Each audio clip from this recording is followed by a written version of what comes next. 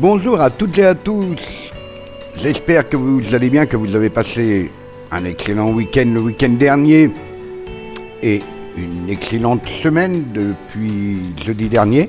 Comme tous les jeudis, je suis heureux de vous retrouver pour ce nouveau volet de l'histoire des marques de matériel agricole. Aujourd'hui, on va parler de moissonneuses-batteuses, très rare d'en avoir vu en France. J'ai eu l'occasion de pouvoir en avoir une pendant 2 ans. Je vous laisse découvrir cette marque juste après le générique. Top générique!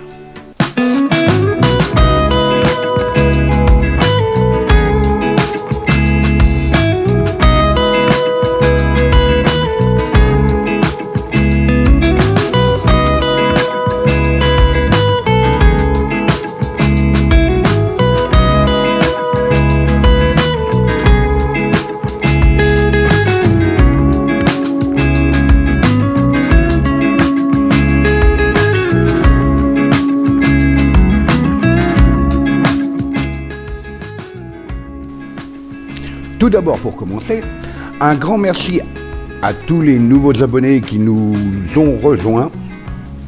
Et bien entendu, aussi un très grand merci pour les abonnés dès à présent. Alors, si vous n'êtes pas encore abonné, n'hésitez pas, abonnez-vous. Venez nous rejoindre pour suivre chaque semaine un nouveau volet de l'histoire des marques de matériel agricole. Alors aujourd'hui, j'ai décidé de vous parler d'une marque américaine de moissonneuse-batteuse, la Gleaner. La Gleaner, oui, effectivement, ça va peut-être pas parler à un grand nombre d'entre vous, parce que en France, à ma connaissance, toujours, j'en ai connu 3 sûrs. On m'a rapporté qu'il y en avait eu 4. Peut-être. Là, je ne vais pas aller dire. Mais 3 sûrs, parce que je peux en parler en connaissance de cause. Alors, toujours est-il que pour parler un peu de Gleaner, l'histoire des moissonneuses Gleaner, elle date quand même de 1923. Lorsque les frères Baldwin de Nickerson au Kansas ont créé la moissonneuse-batteuse automotrice, fiable et de haute qualité. Ils ont décidé d'utiliser le nom Gleaner pour leur machine à récolter les céréales, radicalement redessiné en s'inspirant de The Gleaner. Un tableau de 1857 de Jean-François Millet, le glanage. Le glanage est l'acte de collecter les restes de culture dans les champs agricoles après qu'ils aient été récoltés et qu'ils aient été récoltés commercialement. J'allais dire et commercialisés, ce qui revenait tout à peu près au même. D'ailleurs, mais bon. Ou alors dans les champs où il n'est pas économiquement rentable de récolter. Au sens large, il s'agit de l'acte de récupérer frugalement les ressources dans des contextes de faible rendement. Ainsi, avec le nom Gleaner, l'entreprise évoquait une connotation positive dans l'esprit des clients potentiels d'une marque de récolteuse qui ne laisserait rien du grain derrière elle. Ça promettait quand même pour l'époque. Une moissonneuse-batteuse combine les fonctions de récolte. Au départ, il y avait des machines qui moissonnaient, qui battaient et qui était équipé de lieuses, donc qui faisait des bottes de basse densité, mais bon, on y reviendra peut-être dans un volet prochain. le battage et le vannage en une seule machine, d'où la partie moissonneuse-batteuse de son nom. À cette liste, la Gleaner des frères Baldwin a ajouté l'autopropulsion, les moissonneuses précédentes appelées moissonneuses-batteuses, tractées par un tracteur, étaient remorquées, bien entendu, par ces mêmes tracteurs. La conception originale du Gleaner, enfin bon, moi je vais dire de la Gleaner parce que bon voilà, mais toujours est-il qu'elle était montée sur un Fordson modèle F. Il y avait un prix de détail de 950 dollars, oui.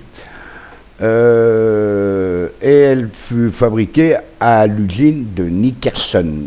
Ce modèle a été fabriqué entre 1923 et 1928. Comme quoi, Gleaner, même si elle est très peu connue en France, voire inconnue, c'est une machine qui a été principalement dédiée à l'Amérique et au Canada. Et donc, les types de tirage de ces machines, de 1928 à 1954, Gleaner produisit des machines batteuses à traction de grande et de petite taille. Les grands modèles étaient destinés au débit et étaient les types préférés des moissonneuses-batteuses des clients, tandis que les plus petits modèles étaient conçus pour les petites exploitations agricoles individuelles. Les moissonneuses-batteuses Gleaner Baldwin utilisaient le moteur F modèle A, le Gleaner Baldwin modèle A construit de 1930 à 1935 a été équipé de cette manière, tout comme le furent plus tard les modèles Gleaner, le NA et le NR jusqu'en 1938. Le moteur modèle A de la moissonneuse-batteuse était monté sur un châssis monté sur le radiateur. Oh là là, j'ai bien, ah oui, j'ai bien noté, mon résumé est bien noté, hein, sur le radiateur. Pourquoi je l'ai mis sur le radiateur? Enfin, bon, toujours est-il que le moteur modèle A de la moissonneuse-batteuse était monté sur un châssis monté pour le radiateur, et non sur le radiateur, et était couplé à une unité de prise de force. La première glineuse à autopropulsion, le Gleaner a été l'un des pionniers des moissonneuses-batteuses automotrices. Elle a été souvent considérée comme les Cadillacs de l'industrie en raison de cette caractéristique et de leur ingénierie solide. Buster attribue en 1991 la conception principalement à l'un des frères, Kurt Baldwin, et explique qu'elle se concentre sur les besoins des tailleurs à forfait comme les frères Baldwin eux-mêmes. Des entrepreneurs qui se déplacent vers le nord avec la saison des récoltes, fournissant des services de récolte aux agriculteurs, il en a résulté des machines fiables et utiles, ce qui a profité non seulement aux découpeurs sur mesure, mais aussi à tous ceux qui achetaient une Gleaner. L'empattement court et la voie des cieux permettait à la moissonneuse-batteuse de pouvoir s'adapter à un camion, ce qui était relativement pratique parce que bon, ça permettait d'aller beaucoup plus vite lors des déplacements. Bien entendu, il n'était pas nécessaire de détacher la barre de coupe pour le transport, car elle s'adaptait à la machine. Elle s'adaptait à la machine et aussi à la cabine du camion. Donc, l'encombrement était moindre.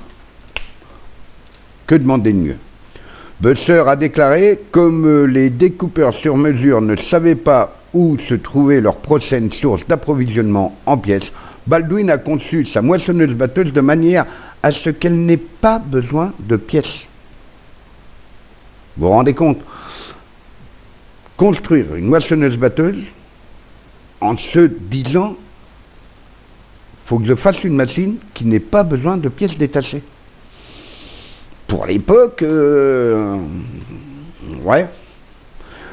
Toujours est-il, l'ironie de Buster est que les machines ont été conçues et construites de manière à ce que le besoin de réparation soit minime.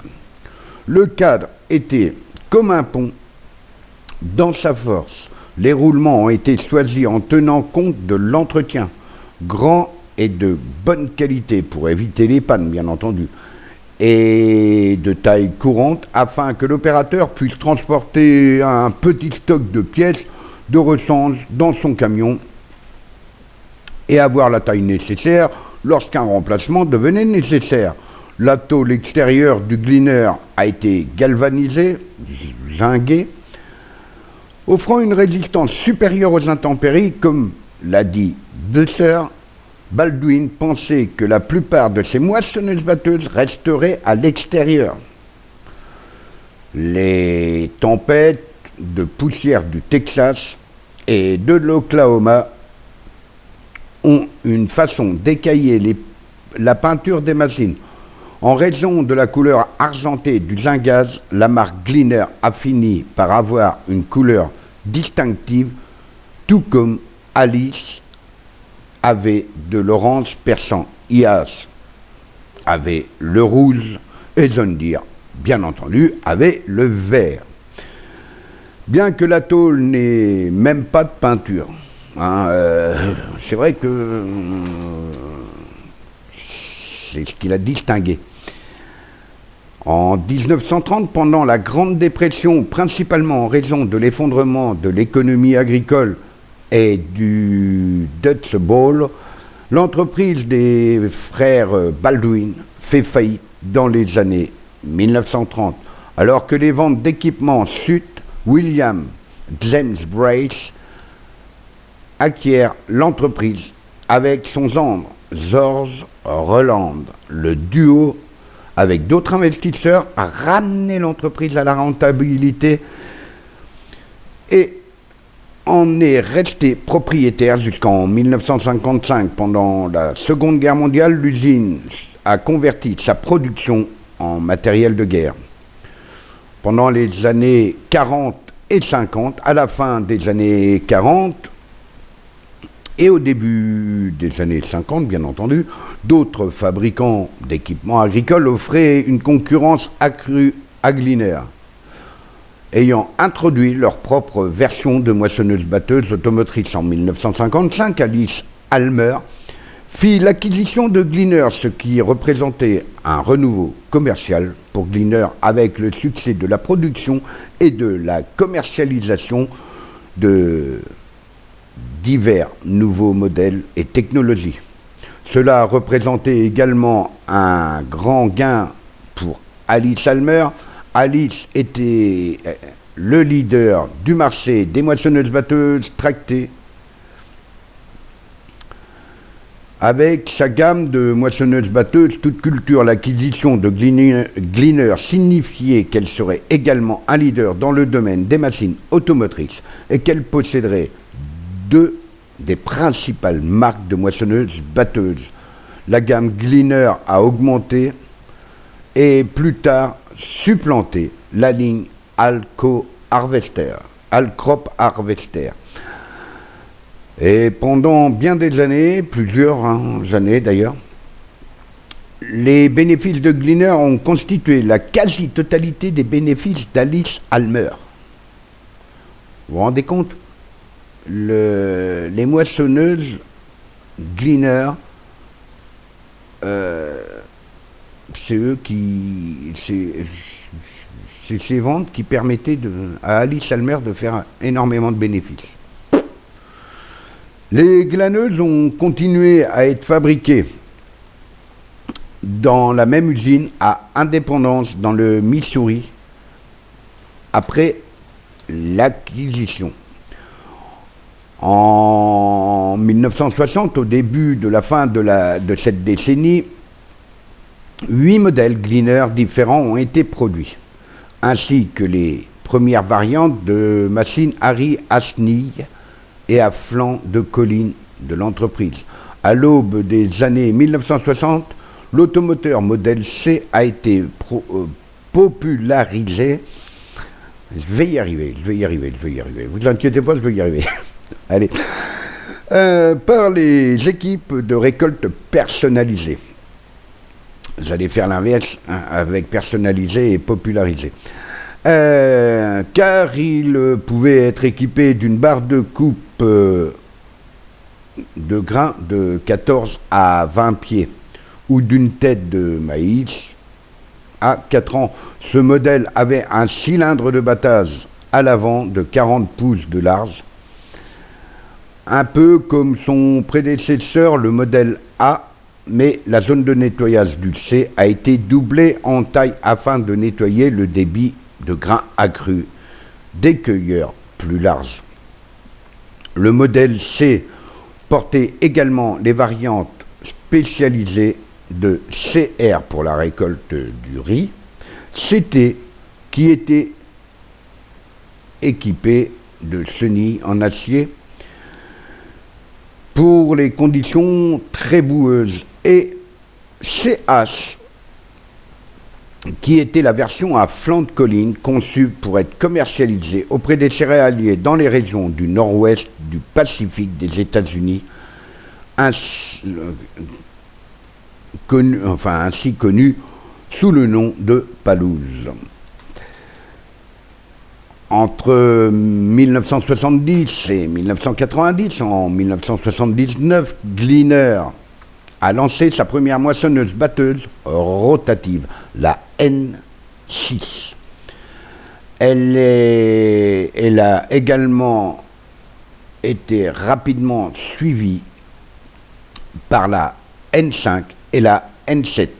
Cette dernière était la plus grande moissonneuse batteuse de son époque, avec des cueilleurs de céréales et de maïs, culture en rang aussi large que 9,10 mètres. En 1985, Alice Almer a vendu son entreprise au fabricant de machines agricoles Dutch AG et est devenu Dutch Alice. Et en 1991, ses activités nord-américaines sont devenues ASCO. Malgré plusieurs changements de propriétaires, la marque Gleaner n'a jamais cessé d'être produite ou commercialisée. Entre 1985 et 2000, Gleaner a perdu une part de marché importante au profit d'autres fabricants ayant une base de concessionnaires plus large et des gammes de produits d'équipements agricoles qui présentaient des avantages en matière de marketing et de service à la clientèle. Un autre problème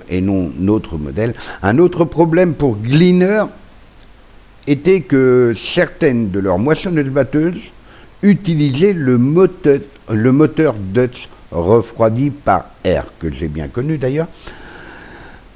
Un écart par rapport au moteur refroidi à eau, que l'on trouve principalement dans la plupart des autres applications industrielles agricoles. De 2000 jusqu'à présent, en 2000, ASCO a déménagé les opérations de fabrication de Gleaner d'Independence dans le Missouri à son usine de Easton, au Kansas.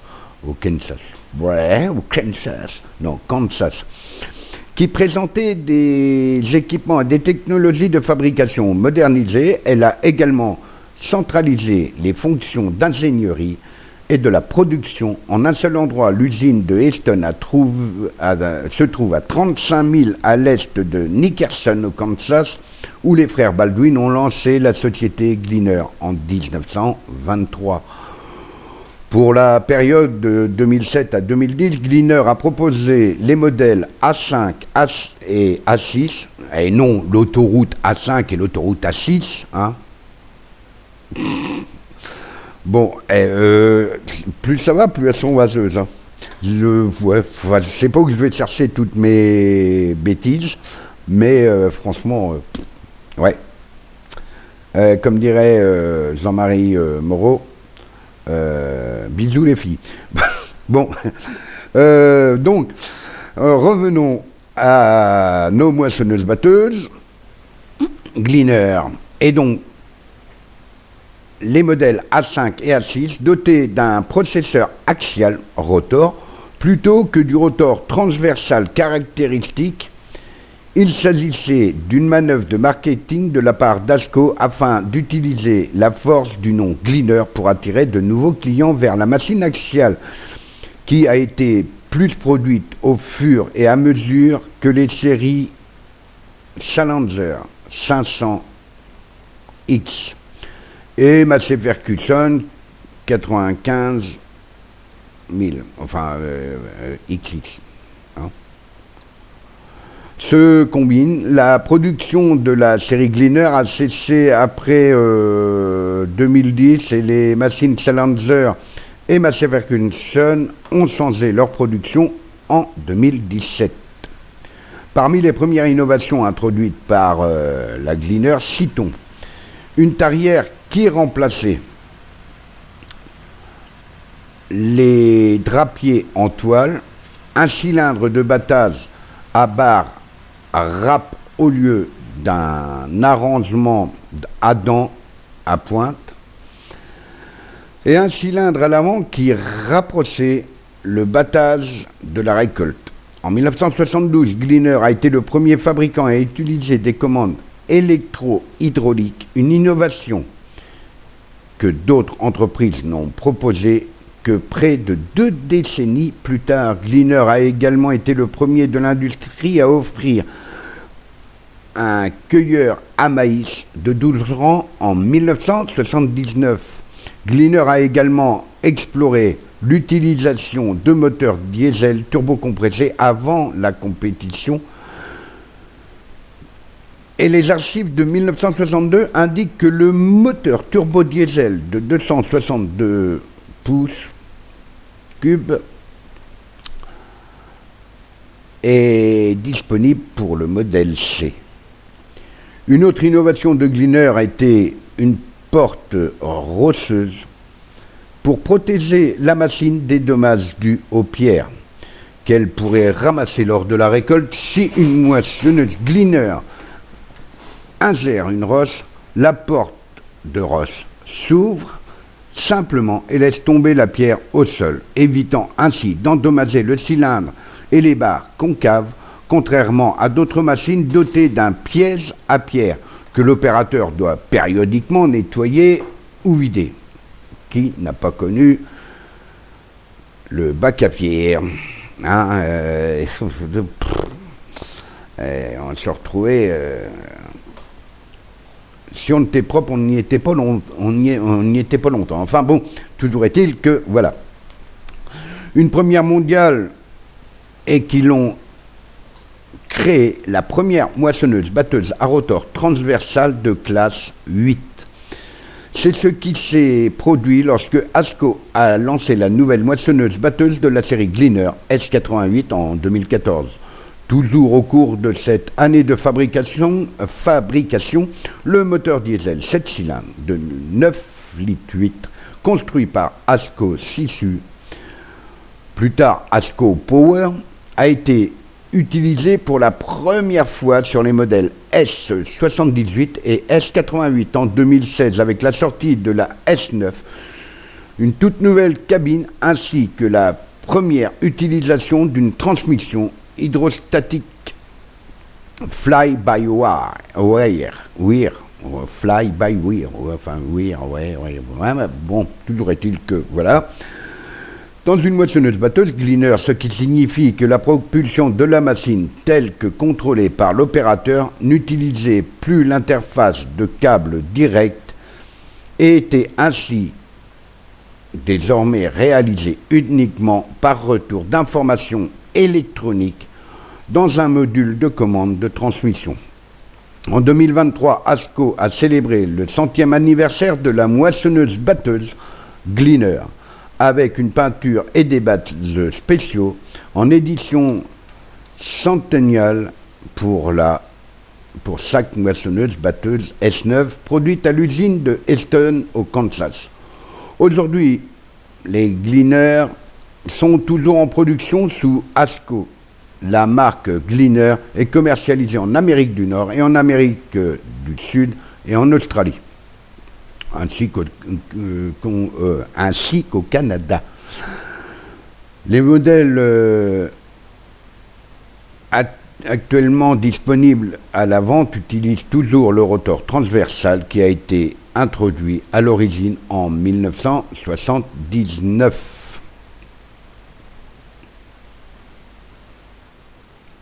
Mais voyons un petit peu en détail les différents types de ces moissonneuses Gleaner. La Gleaner modèle A, construite entre 1951 et 1963, disposait d'une trémie environ de 1 tonne, on va dire, une tonne 4 à peu près, et était équipée d'un moteur Ford 6 cylindres, Hercule 6 cylindres, moteur à gaz, et Alice Almer à gaz de 6 cylindres. Alors, le moteur Ford a été mis entre 1951 et 1952, le Hercule entre 1953 et 1954, et le moteur Alice Almer à gaz de 6 cylindres entre 1955 et 1963. Elle disposait d'une puissance nominale de 76 chevaux.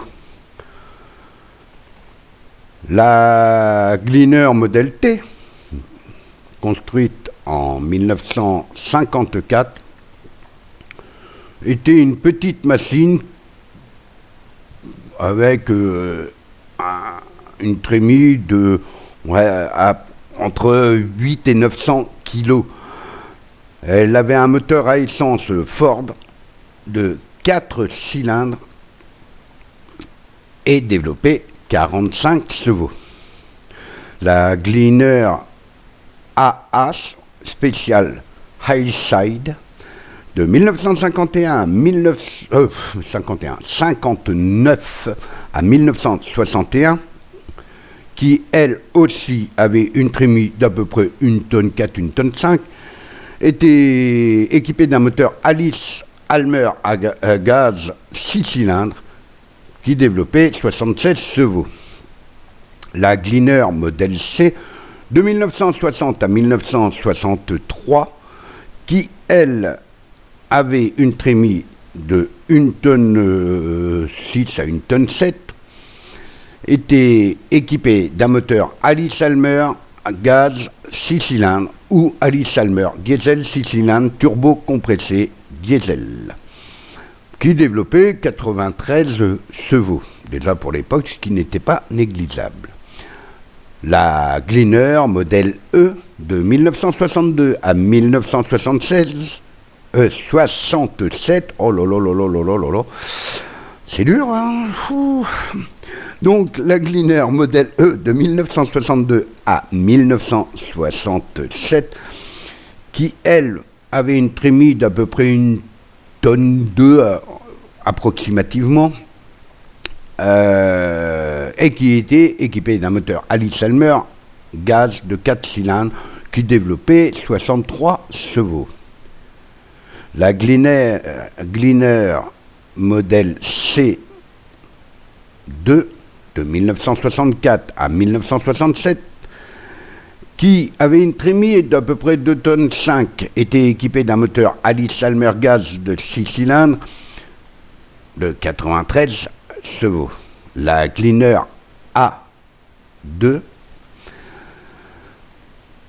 de 1964 à 1967, qui elle avait une trémie d'à peu près 1,5 tonnes, 1,6 tonnes, était équipée d'un moteur Alice-Almer de gaz 6 cylindres de 76 chevaux. La Gleaner modèle E3 de 1968 avait une trémie qui était à peu près de 1,8 tonne à peu près, entre 1 tonne, 1 tonne 7, 1 tonne 9 quoi. Donc elle était équipée d'un moteur Alice-Almer gaz de 4 cylindres de 63 chevaux. La Gleaner modèle K de 1969 à 1976, elle était de près de 2 tonnes à peu près. 2 tonnes, 2 tonnes 2 de trémie, était équipée d'un moteur Alice-Almer de 4 cylindres de 63 chevaux. Modèle F de 1968 à 1976, qui, elle, était équipée d'une trémie de 3 tonnes 3 approximatif, était équipée d'un moteur diesel HC Alice-Almer gaz de 6 cylindres de 1968 à 1969 et d'un moteur GM gaz 6 cylindres de 1970 à 1976 ou Alice-Almer diesel, qui développaient respectivement entre 93 et 84 chevaux. La Gleaner modèle G de 1968 à 1972, qui, elle, était équipée d'une trémie d'à peu près 3 tonnes, était équipée d'un moteur Alice-Almer gaz 6 cylindres de 1968 à 1969 ou d'un moteur GM gaz V8 de 1970 à 1972 ou d'un moteur Alice-Almer diesel 6 cylindres de 1968 à 1972, qui développait respectivement entre 105 et 109 chevaux. La Gleaner modèle L de 1972 à 1976, qui, elle aussi, était équipée d'une trémie de 3 tonnes 3, était équipée d'un moteur diesel GM ou essence ou d'un moteur Alice-Almer, qui développait respectivement entre 109 et 120 chevaux. La Gleaner modèle M de 1973 à 1976, qui était avec une trémie de 4 tonnes 100, 4 tonnes 2, et qui disposait d'un moteur GM à essence de 8 cylindres ou d'un moteur diesel Alice-Almer de 6 cylindres et qui développait, elle aussi, entre 109 et 120 chevaux. La Gleaner modèle K2 de 1977 à 1981, qui était équipée d'une trémie qui allait entre une tonne 8, une tonne 9, jusqu'à 3 tonnes, 3 tonnes 4, approximatif, qui était équipé d'un moteur GM à gaz 6 cylindres de 1977 à 1981 ou d'un moteur diesel Alice-Almer de 4 cylindres turbo-compressé entre 1978 et 1981, qui développait entre 72 et 85 chevaux. La Gleaner F2 de 1977 à 1982, qui était équipée d'une trémie de 3 tonnes 3 avec un moteur GM à gaz de 6 cylindres entre 1977 et 1982, ou d'un diesel Allis-Salmer 4 cylindres turbocompressé et intercooled entre 1977 et 1982. Elle développait entre 95 et 112 chevaux. La Gleaner modèle M2 de 1977 à 1982, elle aussi, était équipée d'une trémie qui pouvait aller de 4 tonnes 5, 4 tonnes 6 à une trémie qui pouvait monter jusqu'à 5 tonnes, à peu près 5 tonnes en gros, quoi, qui était équipé d'un moteur Allis-Salmer de 130 chevaux. La Gleaner L2 de 77 à 82, qui était équipée elle aussi d'une trémie entre 5 tonnes et 5 tonnes 4, équipée d'un moteur Allis-Salmer de 158 chevaux.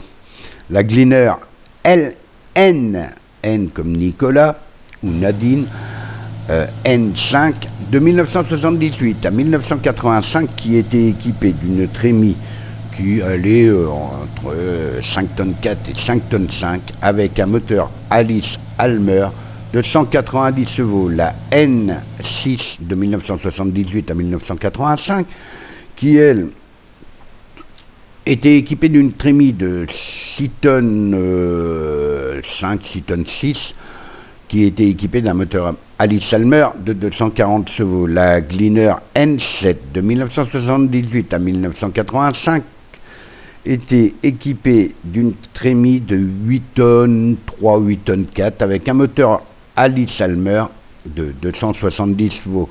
La F3 de 1983 à 1986, qui était équipée d'une trémie de 3 tonnes 3 avec un moteur Allis-Salmer diesel de 4 cylindres turbocompressé et refroidisseur intermédiaire de 95 chevaux. La Gleaner M3 de 1983 à 1986 était équipée d'une trémie d'à peu près 5 tonnes avec un moteur Allis-Salmer de 145 chevaux. La L3 de 83 à 86, elle aussi, était équipée d'une trémie qui atteignait les 5 tonnes 5, équipée d'un moteur Allis-Salmer de 158 chevaux. La Gleaner R5 en 1986 était équipée d'une trémie de 6 tonnes 2, 6 tonnes 3 avec un moteur Allis-Salmer de 180 chevaux. La Gleaner R6 en 1986, équipée d'une trémie de 7 tonnes 2 à 7 tonnes 4, moteur Allis-Salmer de 220 chevaux. La R7 en 86 était équipée d'une trémie de 8 tonnes, entre 8 tonnes et 8 tonnes 5, avec un moteur Allis-Salmer de 270 chevaux. La Gleaner R40 de 1986 à 1992 était équipée d'une trémie de 6 tonnes 3, mais équipée d'un moteur Dutch 155 chevaux. La R50 entre 86 et 92, qui avait la même trémie, on va dire, qui allait jusqu'à 6 tonnes 4, 6 tonnes 5 peut-être, en gros, était équipée elle aussi d'un moteur Dutch de 190 chevaux. La Gleaner R60 de 1986 à 1992, elle était équipée d'une trémie de 7 tonnes 2 et d'un moteur Dodge de 228 chevaux. Et la R70, dont je vous parlerai un peu plus tard, enfin juste après, que j'ai bien connu d'ailleurs, qui a été fabriquée entre 1986 et 1992, et qui, elle, avait une trémie de 8 tonnes, 8 tonnes 5, quoi, et était équipée d'un moteur Dodge de 270 chevaux. La Gleaner L4 de 1990 à 1991 était équipée d'une trémie de 5 tonnes 5 en gros et d'un moteur Cummins de 175 chevaux. La Gleaner R42 de 92 à 96, elle avait une trémie de 4 tonnes 6 environ et d'un moteur Dodge de 180 chevaux. Et la R52 de 92 à 96, qui était équipée d'une trémie de, on va dire 5 tonnes 7 et d'un moteur Dodge de 230 chevaux.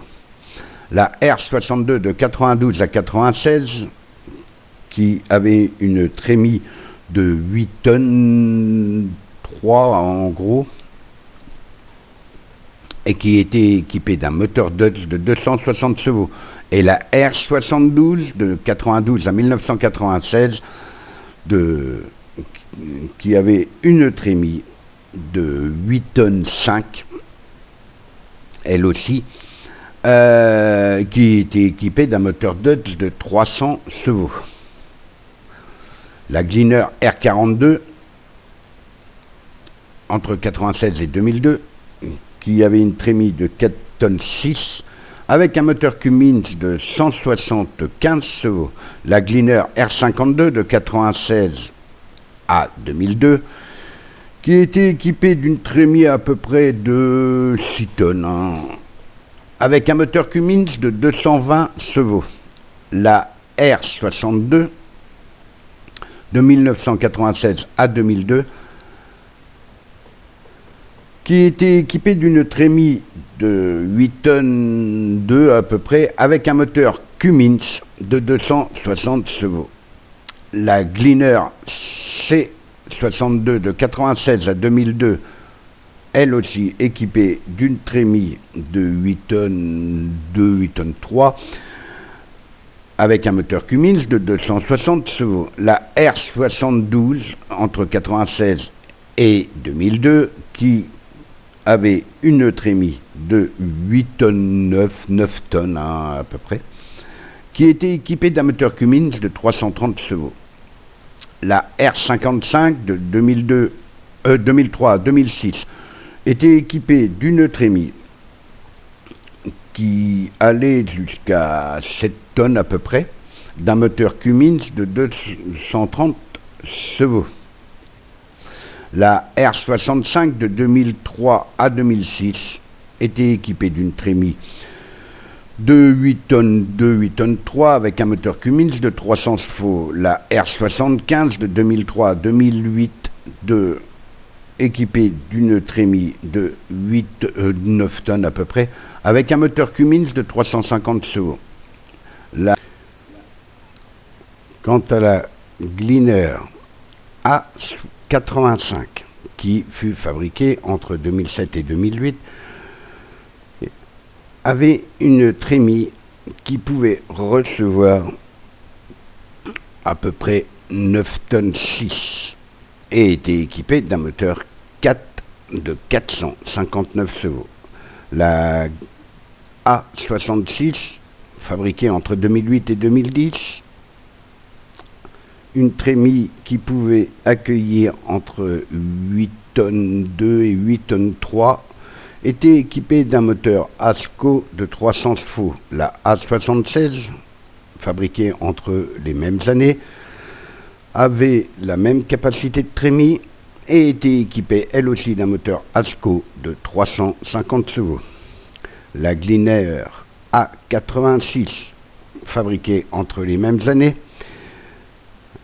avait une trémie qui pouvait recevoir environ 9 tonnes, entre 9 tonnes 4 et 9 tonnes 6, et était équipée d'un moteur 4 de 425 chevaux.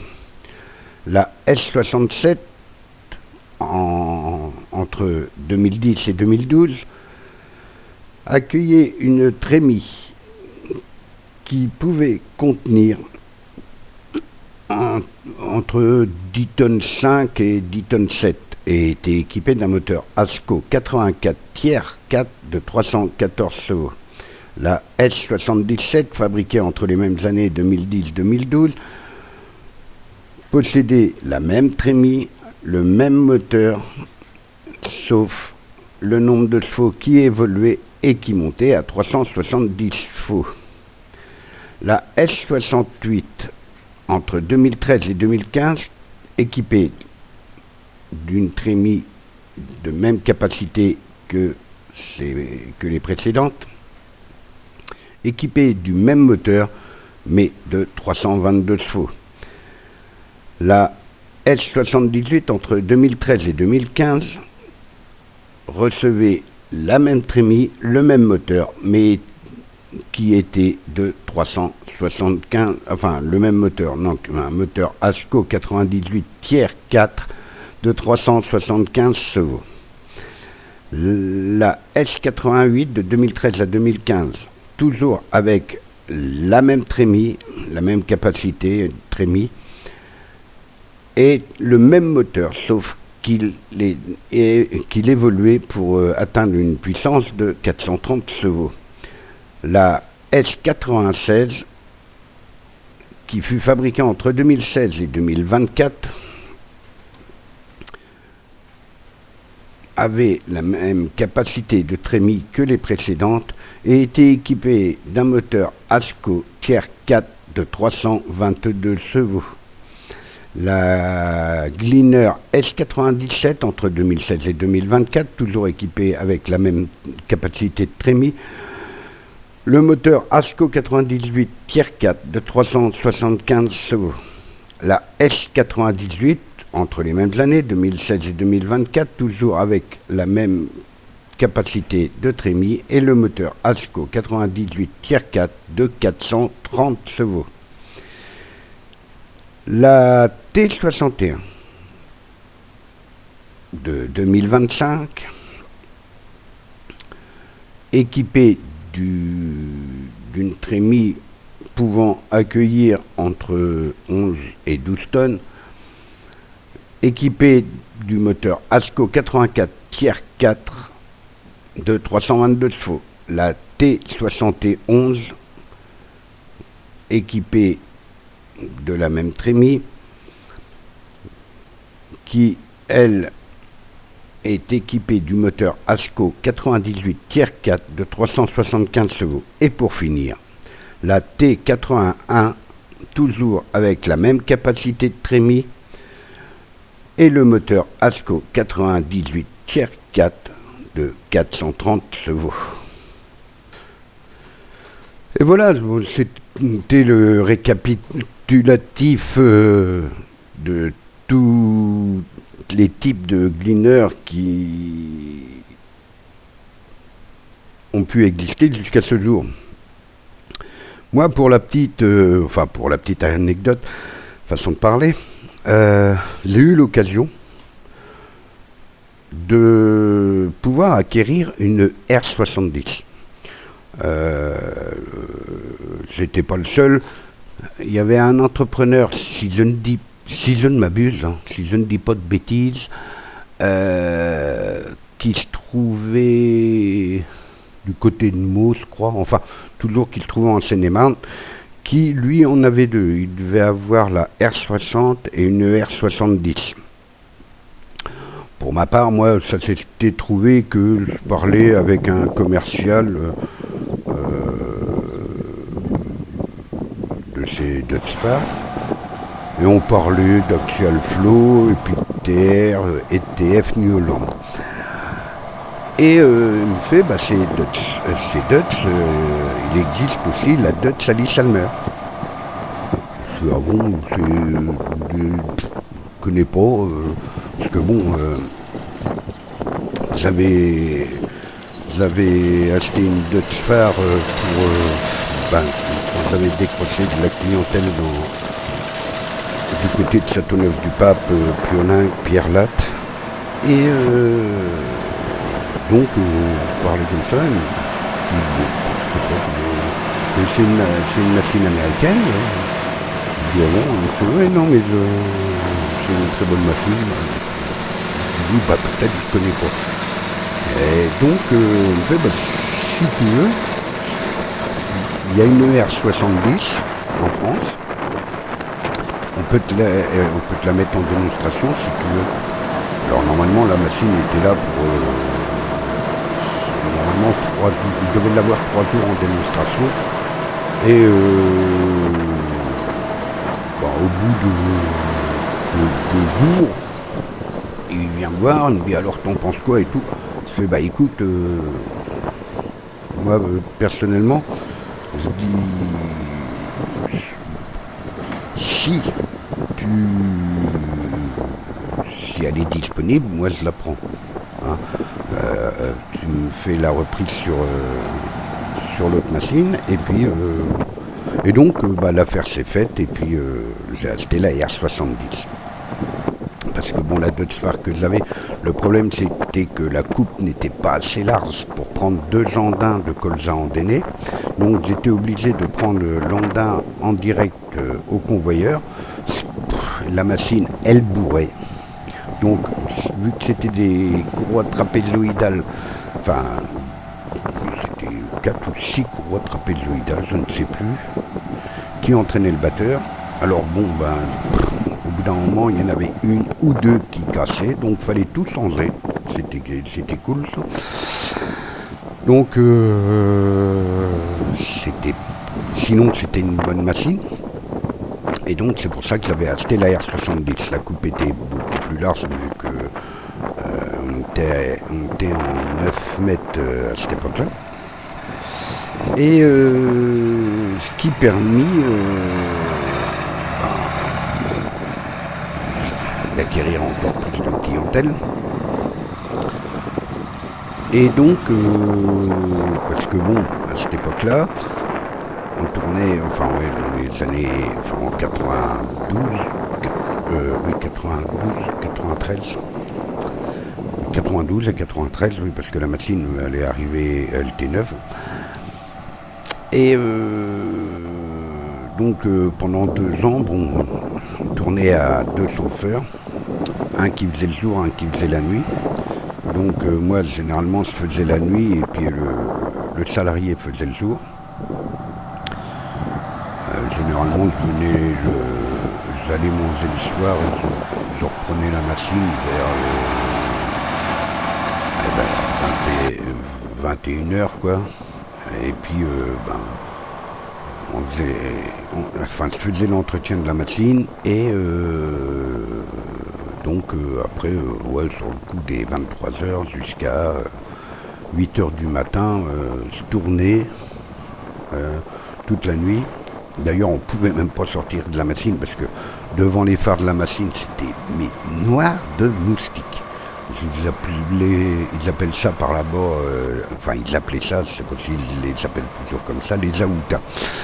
Et donc, par rapport aux aoutas, le chauffeur, pas cette année-là, parce qu'il est parti, le salarié est parti, il a démissionné la dernière semaine de Batal, je sais pas pourquoi d'ailleurs, il restait une semaine, il est parti. Donc j'ai fini la dernière semaine tout seul. Et la 2e année de la R70, alors sur deux ans, cette machine-là, alors l'entretien était relativement simple. Sur cette machine-là, franchement, j'ai dû changer un axe d'éparpilleur. Parce que, enfin, il était garanti, donc, enfin, c'était garanti. Donc, il y a eu un axe d'éparpilleur, il y a eu un ou deux roulements ont été changés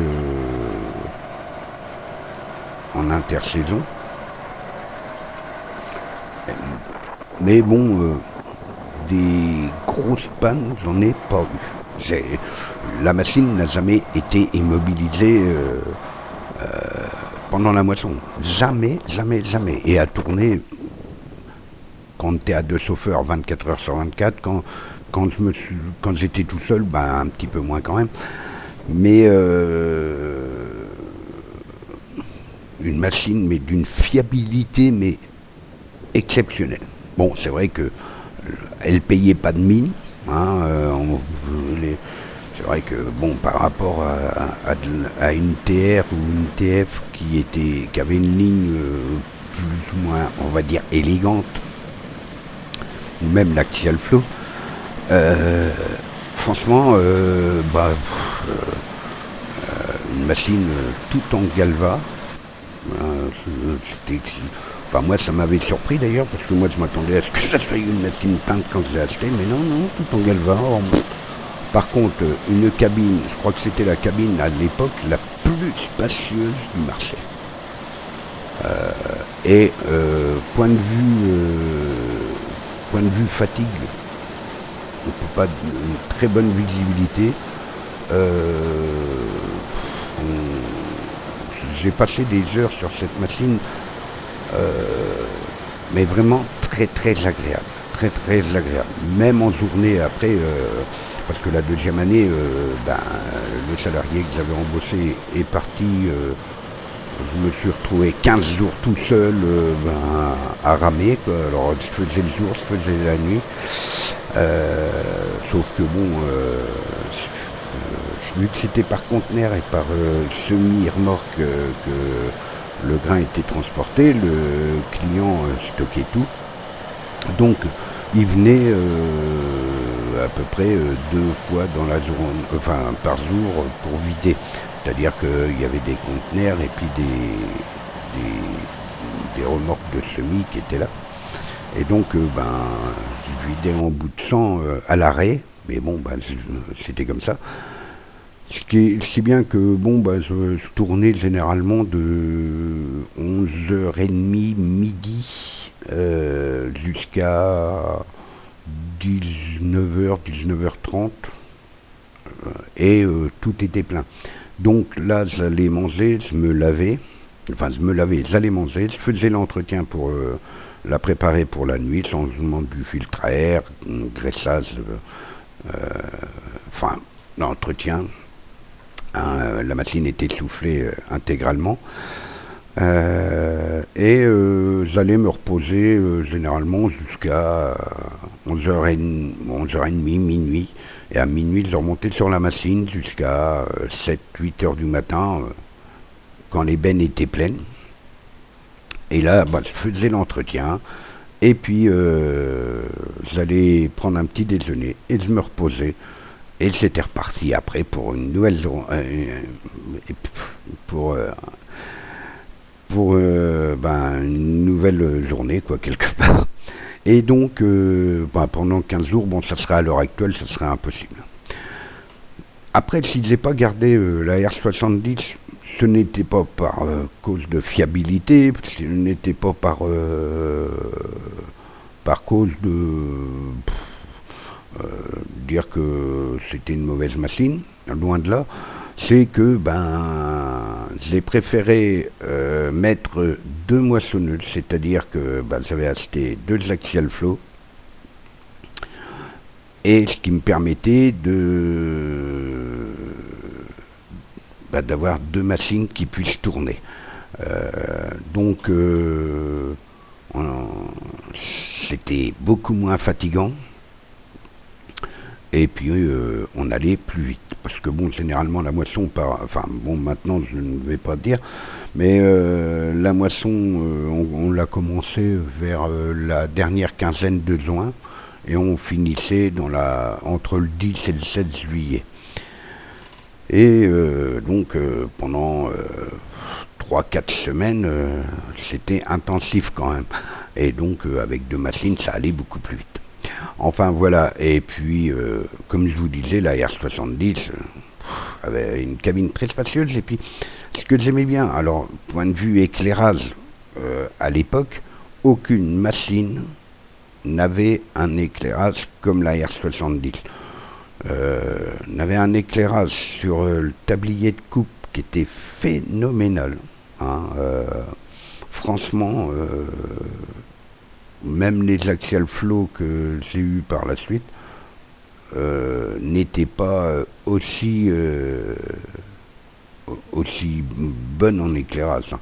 Franchement, et puis la journée, on n'était pas embêté par bon, même si bien entendu il y avait la clim dans la cabine, mais je veux dire que bon, d'autres machines où quand on a le soleil qui tape dans les carreaux, c'est pas spécialement agréable, ça peut devenir fatigant, bien entendu, vous connaissez tout ça.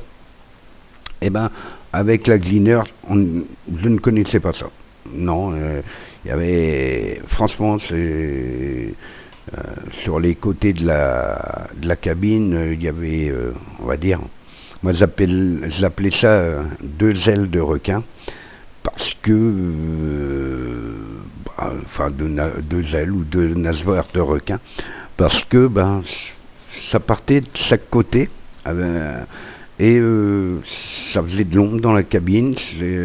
Non, franchement, pour l'époque, c'était quand même la machine la mieux, enfin, que j'ai trouvée la mieux aboutie, et qui était la plus grosse de sa génération, par rapport à l'Axial Flow, ou même au TR ou au TF, New Holland.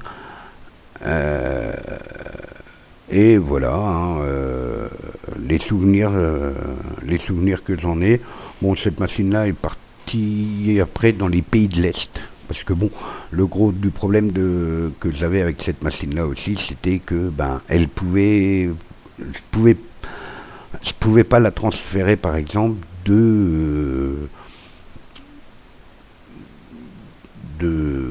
on va dire, de Châteauneuf-du-Pape ou de Pierre-Latte ou de Piolinck jusqu'en région parisienne. Bon, en Normandie, c'était même pas la peine d'y compter parce que la paille derrière, il n'y en avait plus. Donc à cette époque-là, la paille, c'était sacré. Et bon, donc c'était pas la peine. Mais bon, en région parisienne, dans les plaines, par transport, autant les autres machines c'était possible parce que sur un porte-engin, voilà, bon, l'encombrement était moindre, on va dire, et donc on pouvait se permettre éventuellement de faire remonter les machines s'il y avait besoin. Que la Gleaner, surtout que je battais du maïs aussi avec, donc il y avait un bec 8 rangs, à l'époque c'était phénoménal quand même. Et pardon. Et donc la machine elle est restée 2 ans là-bas. Je m'étais arrangé avec les clients pour la stocker à l'abri. Et voilà, c'était quasi, vu l'encombrement qu'elle avait, c'était, sur route, c'était, bon, les clients qu'on avait avaient des terres qui étaient regroupées, donc on n'avait pas à désaccoupler ni à faire beaucoup de route, sauf quand on changeait de client, bon là on était obligé de rouler en convoi exceptionnel parce que elle était, voilà, c'était mes mères sur la route, c'était moi, voilà, hein, juste que il est arrivé juste un accident. J'allais tourner pour prendre une route à gauche et j'ai regardé dans les rétros s'il venait pas de voiture et quoi que ce soit, et puis Il n'y avait pas de voiture, et puis vu que c'était en sortie de virage, et puis il y a, je sais plus, c'était des Allemands ou un truc comme ça, ou Suédois, ou ou Néerlandais, je ne sais plus, qui étaient en vacances en caravane. Et ils sont arrivés un peu trop vite, et puis ils ont pris juste le bout de la coupe, là où on met le diviseur. Et ça a arraché toute la caravane. Je m'en rappellerai toute ma vie. Moi, je comprenais rien de ce qu'ils disaient, mais bon, c'était pas grave. On a fait un constat amiable. Bon, leurs vacances, à mon avis, étaient foutues. Mais c'est pas pour ça qu'ils ont gueulé. Ça aurait été des Français, je me serais fait insulter, incendier, miner. Mais non. Ça avait pas l'air de les bousculer plus que ça. Bon, on a fait le constat, puis terminé. Bon, moi, la machine, elle avait rien. Mais bon, la caravane était en piteux état. Enfin, toujours est-il, il n'y avait pas eu de blessés, c'était le principal. Voilà. Donc, c'était pour la petite anecdote. Et puis, j'espère que vous aurez apprécié encore une fois cette vidéo. Je vous donne rendez-vous donc jeudi prochain, même heure, entre 17 et 18 heures, pour un nouveau volet de l'histoire des marques de matériel agricole. Et je vous souhaite à toutes et à tous un excellent week-end à venir, et ainsi qu'une excellente semaine. À jeudi prochain. Ciao, ciao, bye bye.